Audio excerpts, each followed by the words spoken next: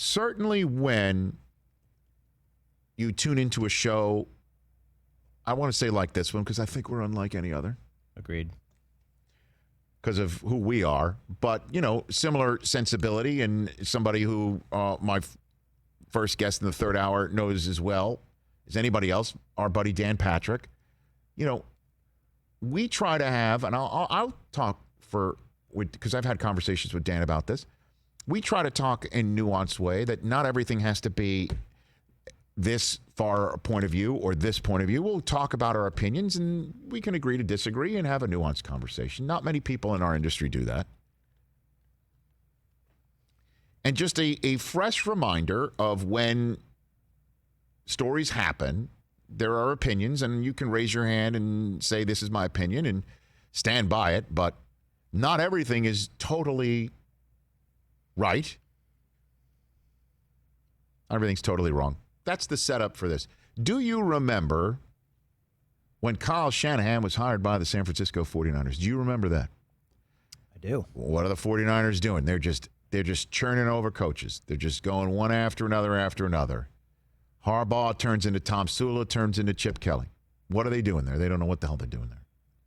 The front offices, they're just churning it over. They have no idea what they're doing there. They're hiring Kyle Shanahan. Great name, sure. His dad's great.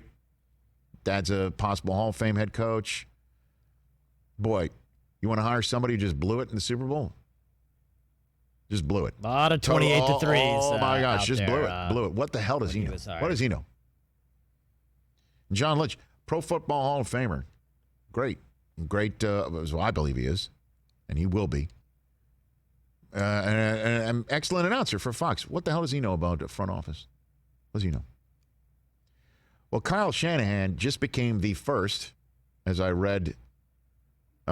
just read on Twitter yesterday, Cam Inman, who covers the 49ers when he's not furloughed by his newspaper.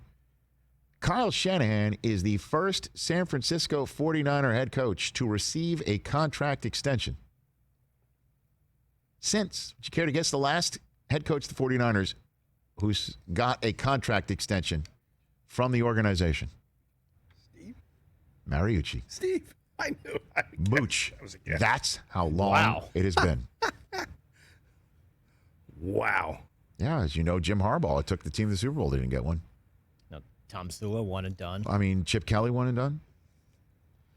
But the last person to break this streak, though, has got to be Kyle Shanahan because he doesn't know how to call plays. Look what he did in the Super Bowl. What are the 49ers doing? 1 year ago at this time. 1 year ago at this time. As we are speaking, and Del Tufo's either typing to somebody in the wormhole. I don't know what you're doing. Sorry. There was no wormhole back then. But 1 year ago at this time, the 49ers had just taken Nick Bosa, second overall. Jimmy Garoppolo was coming off of a knee injury.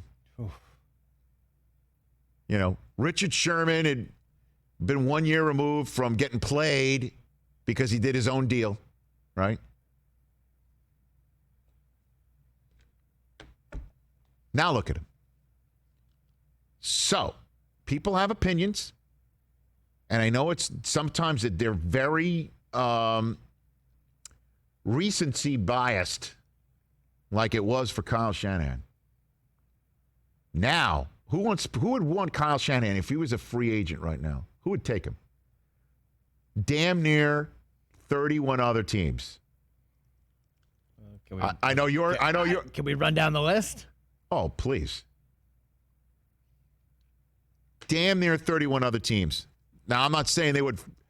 Yeah, they would. There'd be a lot of teams that would consider, you know what, do we want to make this move or not? If Kyle Shanahan was a free agent. At the time, the crap that the 49ers took for hiring this guy. And now he is cutting edge. Now you could say this is recency bias too, based on what we saw this past year. I don't think so. I think what's being said about him now is exactly what he's going to be for a very long time. And doesn't John Lynch have a very 6-year long deal time. too? So you Well, have John Lynch, GM and coach dude, the together moves that this now. guy has made. But talk about job security that you don't normally see in this league. GM and coach 6-year contracts. I fully believe this team is built to last for a long time. It's not going to be one of those things that is a flash in the pan. Isn't that amazing? I'm saying this now, and I believe it. I believe it to my core. 1 year ago at this time, that's what the 49ers were. And on top of it, remember when they were started like 2-0? Are the 49ers for real? 4-0. Are they for real? Still going, though. 6-0. Are they for real? But are they for real? Who have they played? Then they wax Aaron Rodgers on a Sunday night flex game with Aaron Rodgers and the Packers coming off a bye week. Waxed them. They were the last undefeated team of the year after the Ravens knocked the Patriots out of the ranks of the unbeaten By the way, on Sunday Night Football. All of that dominated the playoffs, 6 minutes from the Super Bowl championship. What was the offseason narrative? Let's go get Tom Brady. Also, I know Let's that. go get Tom Brady. No, I know that. And Lynch came on here and I don't want to use the word admitted because that is infused. He did say that they did for a moment kick the tires, but decided to stick with Garoppolo, which I think is the smart play. Well, especially with It the really is a contract, smart he's play. now on a no, it's a smart team-friendly play. deal. No, you got to look down the road. You got to win for 10 more years. You can't just use this opportunity. Well, we damn near won with Garoppolo last year. Let's try and use this window of opportunity to win with Brady right now. And then 2 years be stuck with starting from scratch again when Garoppolo costs $25 million a year, which is dirt cheap. It was the right move. No matter, even if Tampa wins a Super Bowl in the next couple of years, it's still the right move in my mind. And so, even with all that, you know what the narrative was this offseason too? Oh, Shanahan just still can't call the plays in the Super Bowl. Still.